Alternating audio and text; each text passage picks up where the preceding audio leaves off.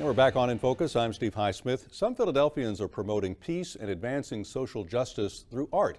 How can music create the dialogue that leads to peace and justice? With me now from Intercultural Journeys are curator Alex Shaw and Lindsey Crane, who is managing director of Intercultural Journeys. Thank you both for being here. Thanks for having us. I guess you believe, Lindsey, that art is uniquely equipped to be able to deal with issues of social justice and peace. Absolutely. You know, art is really a universal language in a lot of ways. It's how we relate to one another. And we think that art is, and specifically music, is primed to connect people where there are barriers or boundaries, invisible, that people have put up against one another. And Alex, how do you actually do this throughout the year?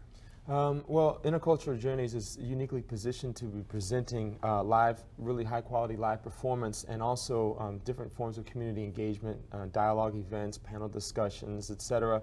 And we're really looking at providing these opportunities in the Philadelphia region, working with both local artists and artists from the greater region, and you know, finding opportunities to bring to people's attention different issues that might be going on in the world, and looking at it through the lens of the arts and having conversations around that. And some of this is concert-based, it's music-based. Let's Sure. take a look at a couple of segments we put together from one of your performances. Take a look.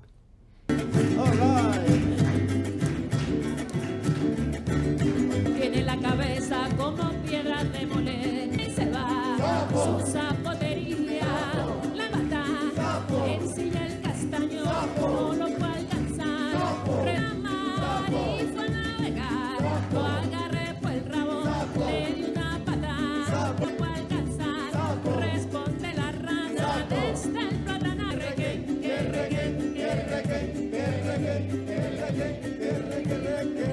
Marita la lleva a calar a sapo mañoso, el de la ciudad se tiró a la mar y fue a navegar, lo agarré por el rabo, le di una... And the dancing goes on. A pleasant time was guaranteed for all, I'm Absolutely, sure. yeah. So is that typical of what it looks and sounds like? Or are there all kinds of expressions? I think it's all kinds of expressions. You know, I don't think anything is typical. What we're really excited about in the direction of Intercultural Journeys these days is how, you know, how we can actually take different directions and try to connect with different demographics, and the way that the arts manifest in these different performances can be very different from concert to concert. Well, you mentioned dialogue. Is there dialogue at an event like this, or the dialogue sessions are separate?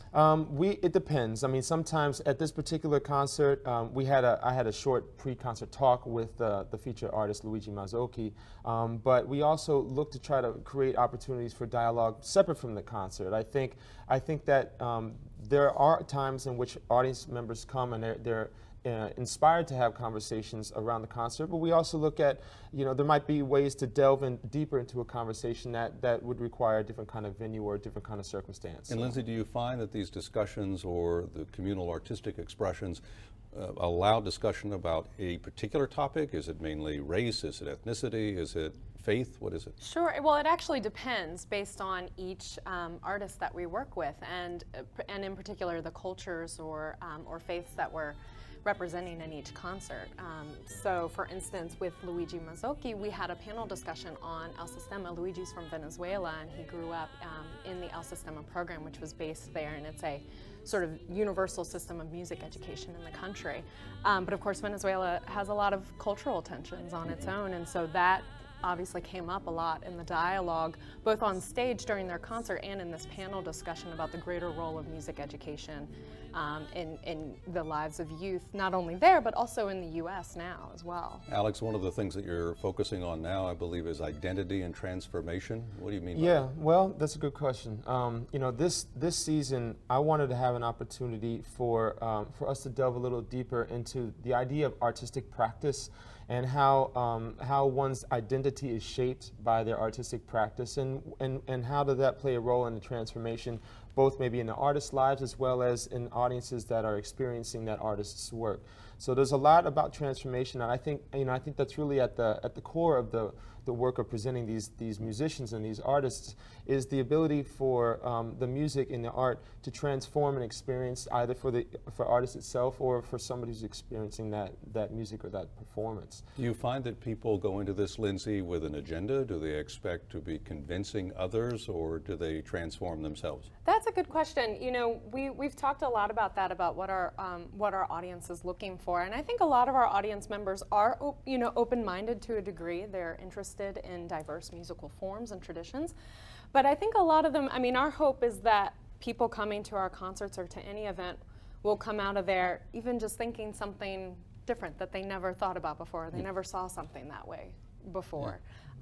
So transformation can be as small as that, or it can be as grand as a social action or something like that that people may be moved to do. Well, speaking of different, Alex, you're classically trained. You came from a classical family, and yet you love Brazilian music. Absolutely. Well, you know, of course, there's classical Brazilian music as well, but Capoeira. Capoeira is also is a very powerful Afro-Brazilian martial art tradition that has been very influential in the way that I, in my own orientation in Afro-Brazilian music, and it's something that I've committed my own artistic practice to, not only the art form of Capoeira, but also a variety of different Brazilian musical traditions.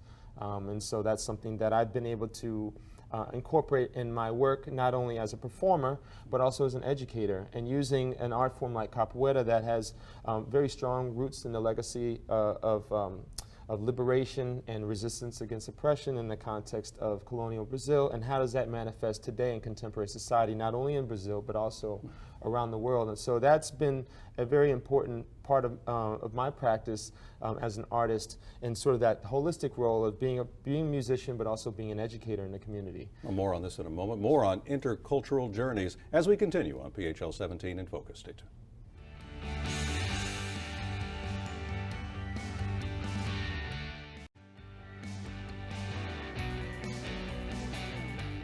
In Focus continues on PHL 17. I'm Steve Highsmith, along with Alex Shaw, curator, and Lindsey Crane, managing director both of Intercultural Journeys, a nonprofit using art to advance peace and justice. And when you look at 2016, Alex, you excited about the season ahead? Absolutely, very excited. 2016, we're going to be featuring 3 more concerts as a part of our season. Up next in January on the 24th is going to be a project called Home Within, a really exciting collaboration between 2 Syrian artists. One is a musician and one is a visual artist. And what we're going to see is their sort of artistic reflection on this conflict in Syria, and looking at the way that they are responding to all the challenges that are happening in their homeland. It's a really dynamic performance because the visual artist will be performing essentially on stage as his drawings will be projected during the concert. So it's a really kind of cross-medium, but also cutting edge in terms of the way that they're approaching this. And what venues do you use? Is it typically International House, or is it where else would you do this? Yes, we just started a partnership with International House a year ago. So this is our 2nd season there, and they are now our home venue. So that's where almost all of our performances take place in any given year. And then sometimes for our other events, we might use some other venues around the city, but all based in Philadelphia. How can people engage with you, learn from you, take part with what you're doing? People can visit our website. That's probably the best way. We update that regularly with any events and concerts, and that's www.interculturaljourneys.org. We are also on Facebook and Twitter, so you can find us there, see what we have to say, and then otherwise come to International House.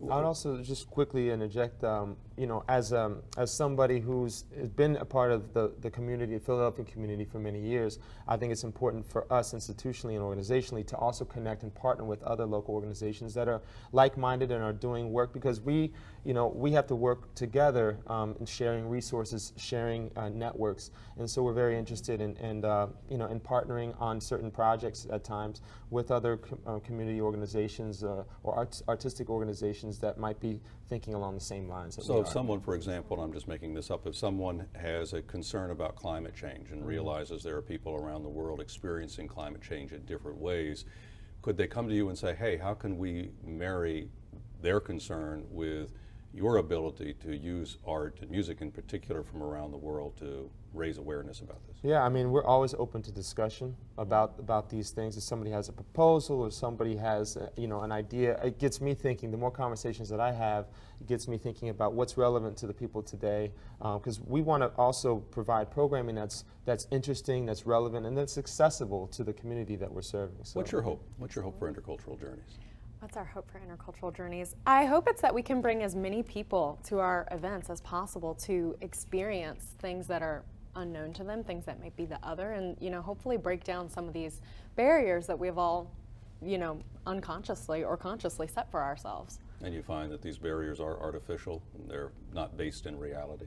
I think so. I personally think so. I think that there are some, cultural norms are deeply ingrained in the way that we live, and I think it takes a lot for us to really develop a practice of empathy and understanding of other people in the way that they live. And I think reaching people through an artistic experience or through some sort of meaningful discussion is really a step in that direction. Well, thank you both. Alex, Lindsey, thank you very much. It's a pleasure. Thank you Good so luck with much. having us. Yeah. And that's In Focus for this week. Thank you for watching. I'm Steve Highsmith. Enjoy your weekend and have a great week ahead.